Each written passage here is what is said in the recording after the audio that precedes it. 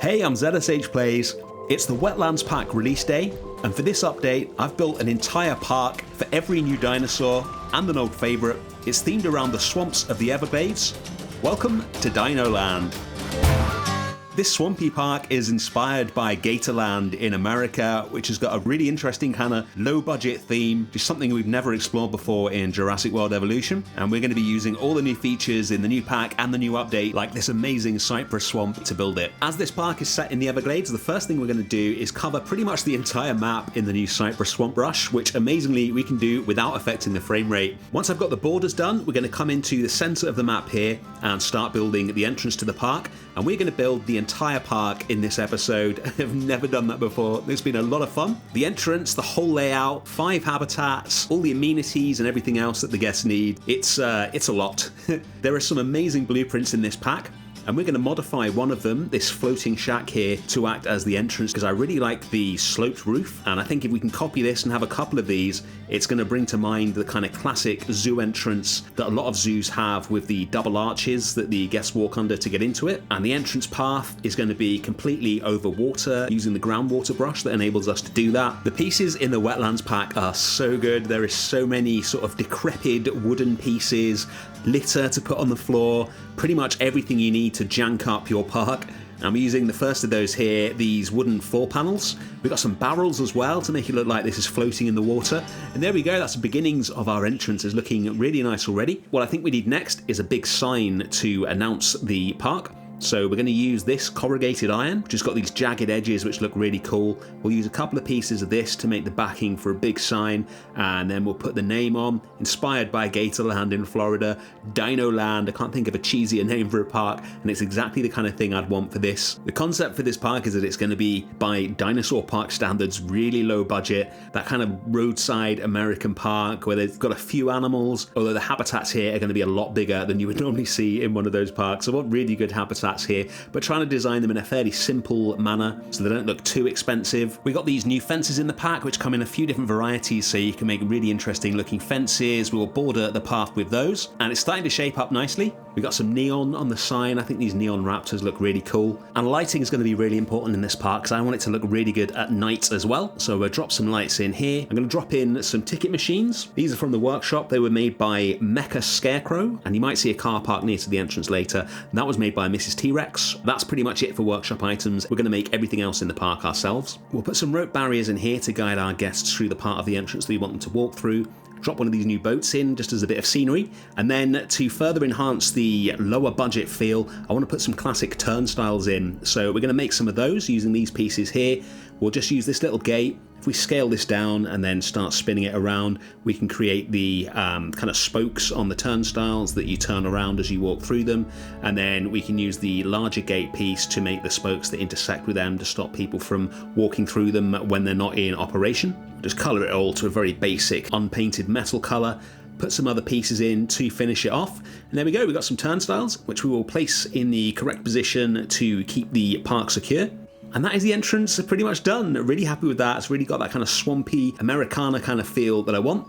And it looks great at night as well. We'll just drop in that car park I mentioned, an arrival point which we'll disguise with some more new pieces. Looks amazing in all the new mist that this cypress swamp has. And then we're going to add one of my favourite new pieces in this pack, a park map. This is just one piece, doesn't need any building or designing. It looks absolutely perfect if you've got that kind of rustic vibe going on.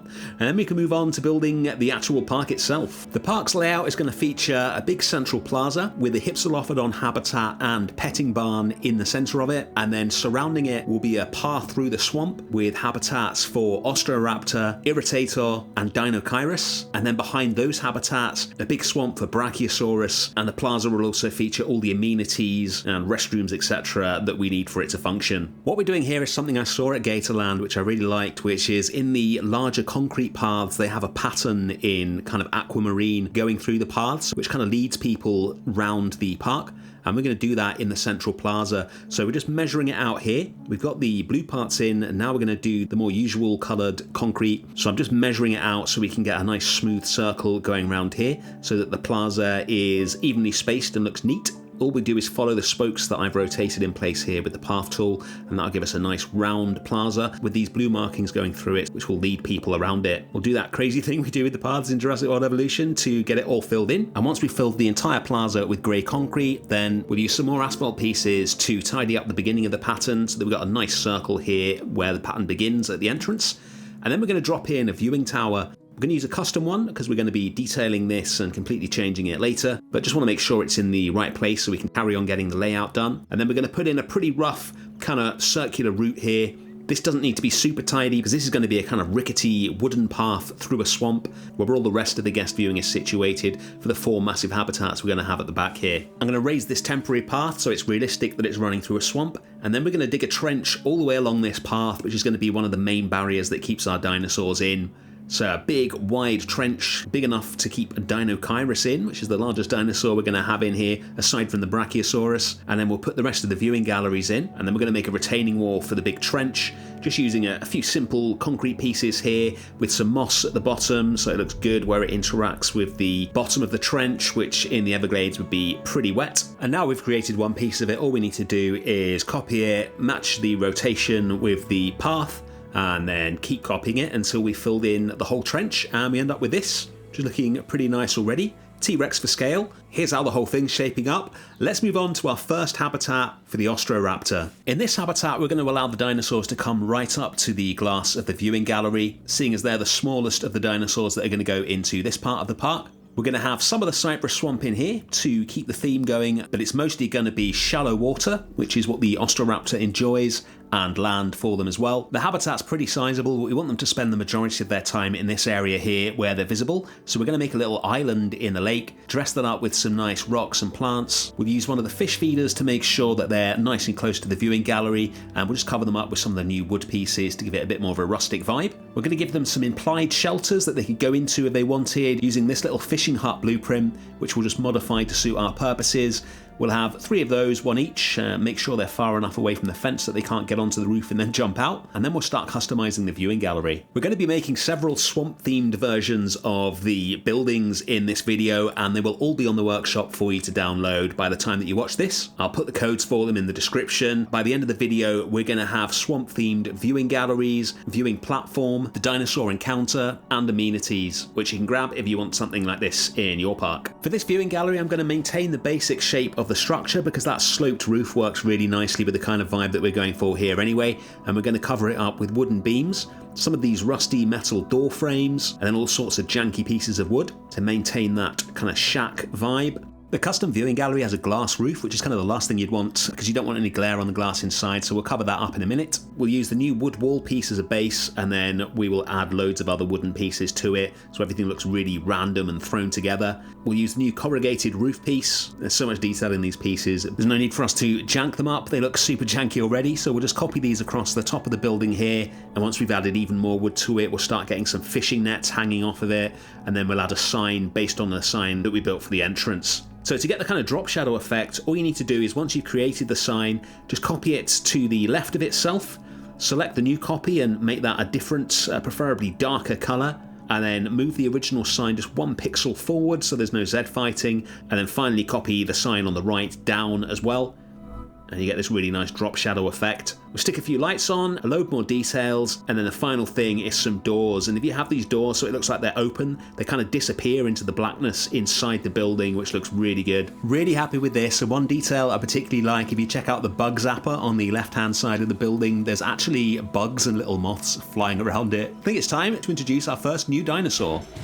I really like the Austroraptor. I think they're slightly less menacing looking than the other raptors, which makes them interesting. Looking forward to seeing them at the end, but let's move on to the next habitat for the Irritator. I don't know if it's Irritator or Irritator. I prefer the first option because it sounds slightly more ridiculous. These guys swim, of course, so we're going to have a big water feature in the habitat surrounded by more swamp. We're going to put an access road in here so our staff can drive into the habitat with the gate as well. Although we're in sandbox mode, this will be a fully working park where the staff can get to all the places that they need. One of my favourite things to do once I finish the park is to drive around it, so always make sure that that is doable. And then we're going to do some custom planting. I really want some mangrove roots growing through the fence fence. I think that looks really cool. Going to add loads of those in. We'll copy this part of the trench retaining wall across to make sure that they can't get from their habitat into the habitats on either side. I think these guys would cause some serious trouble. And that's the Irritator habitat done. Let's take a look at them.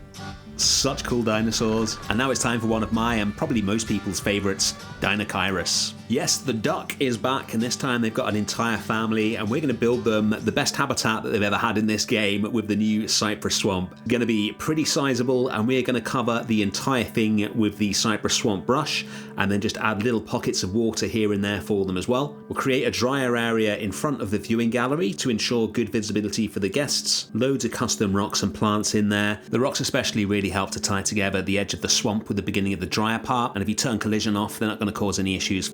We're going to surround the viewing gallery with bamboo, and the random rotation and random scale options are so useful for doing things like this.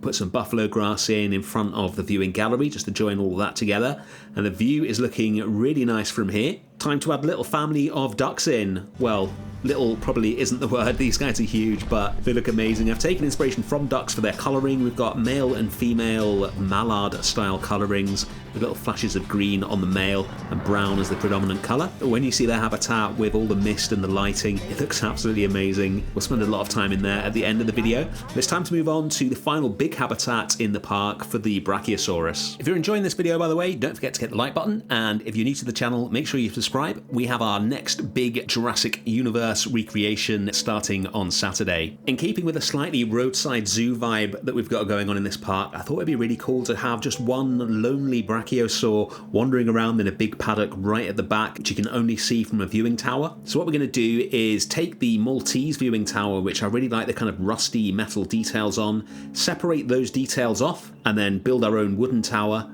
and then add the details back onto it. We'll get something that looks really unique and fits in with the vibes of the rest of the park. We'll use more of the new wood pieces to make this, and the reason that we're only going to have one Brachiosaur, the concept is, like, the park has taken an old Brachiosaur from somewhere else, doesn't really have the funds to make anything amazing for it, so they just keep it in a kind of field at the back, because if you can have a Brachiosaur, why not? And there we go, a Wetlands swamp-themed viewing platform. Let's get our Brachiosaur in. I've coloured him green, so he's got that old-school dinosaur look. Dinosaurs were always green back when they first discovered them. I've called him George. He's going to live at the back of the park. Now we can move on to the final habitat for the Hypsilophodon. I know they were a controversial choice, and let's face it, they're not really a wetlands dinosaur, but I love the Hypsilophodon because not only are they another small dinosaur, which is something we don't have a lot of in the Jurassic World Evolution games, but they are really small. They're about half the size of the Dryosaur, and that gives us the opportunity to make really interesting habitats for them. We're going to start with a custom fence, a really small custom fence. The big metal fences you can see at the back are just there so I know sort of roughly what the shape of the habitat's going to be. We're going to build this out of the new wood pieces, some mesh, and one of the new metal pieces for a little sort of anti-climb barrier. Don't know if the Hypsilophodon could climb, but they've got claws and they're pretty small, so it's a decent bet. And we're going to use this along with a piece of asphalt attached to the bottom of it to both keep the dinosaurs contained and ensure a completely smooth concrete path on this plaza here. We do the rotation trick that we first did back in the Jurassic Park recreation to get the curved ends of the habitat done. One of those on either side, join it up with some straight pieces, and there we go, that's the fence and the concrete completely done. Let's build the petting barn. So we got like a little petting area here with the Dinosaur Encounter, and we're going to add a barn to it so the Hypsilophodon can walk straight from their habitat into this little area here, and our guests can pet them. We're going to use some more of the corrugated iron to make a sign for it, and then we're going to use the barn blueprint to give us a basic barn to work from. We'll make some changes to it so we don't need that big steeple on it. There we go, we'll replace that with a glass roof to get some light in there, then we'll move on to the interior of the habitat. We'll have sand at the part where the Hypsilophodon go in to meet the guests, because that's going to get a lot of traffic, and then we're going to have a drier habitat for them outside. But like I say, they're not really a wetlands animal, and it'd be difficult to maintain a swamp just in this tiny little space here, so something drier makes sense. We're also going to make some little kind of shelters for them, inspired by shelters I've seen for smaller mammals in real zoos. I think this would be really cute for the Hypsilophodon. I don't think they're actually going to be able to get in here in the game, but it just adds a bit of detail to the habitat and looks pretty cute. Almost like a kennel, really. We'll just make that with yet more of the new wood pieces. You can scale this one really small, which is super useful for making things like this. We'll scatter a couple of those around, and that's the petting zoo done. It's time to see our little Hypsilophodons. Prepare for the cuteness. I love the way they look like tiny little parrots with their little beaks. We've just got one more thing to do, and this entire park is complete, and let's get some amenities in. We're going to use one of the new shack blueprints as a basis for this. Turn this kind of skanky looking little area full of rubbish here into a much larger, much more attractive seating area. We'll make variants of this for the food, drink and shopping amenities, place those into the plaza, and that is Dino Land complete. Let's take a look. I love all the textures and the dappled lighting you get from having these cypress trees everywhere. Just looks so good. We've got our tiny dino petting barn here for the Hypsilophodon. One of them's going to go in and meet our guests and get fed. They really are just like little parrots. They're so cute. I think this is the first time I've ever actually used the dinosaur encounters in this game. It's really cool how they work. I think she's had enough now, so she's going to wander back out to the main part of the habitat. We'll take a look here at the beginning of the swamp path that takes the guests through the rest of the park. We'll start with the Austroraptor. You can see a male and a female there. Female's just running in to use the fish feeder. And here's the viewing gallery. Like I say, if you check the description, then the workshop codes for all of these buildings will be in there. We'll watch the Austroraptor attempt to catch a fish and lose it. I love this new animation. There we go, she's got it now. This is what the view's like for the guests in the gallery. Let's move on to our next dino. The mist in this new biome brush is so amazing. Look at the Irritator walking through it, with the viewing gallery just looming up in the background. It's so atmospheric. We got another viewing gallery view here, and we can move on to Deinocheirus. Just look at those god rays, they look amazing. I think I'll be using this biome in every park we build going forward, and the Deinocheirus looks amazing as it always has done. I always forget just how big these guys are till I put them into a habitat. They're absolutely massive. We've got one more dino to see. Old George here, Lonesome George, wandering around through his habitat. And here is Dino Land at night. Thank you so much for watching. I really hope you enjoyed this. I'll be back on Saturday with some more Jurassic World Evolution. See you then.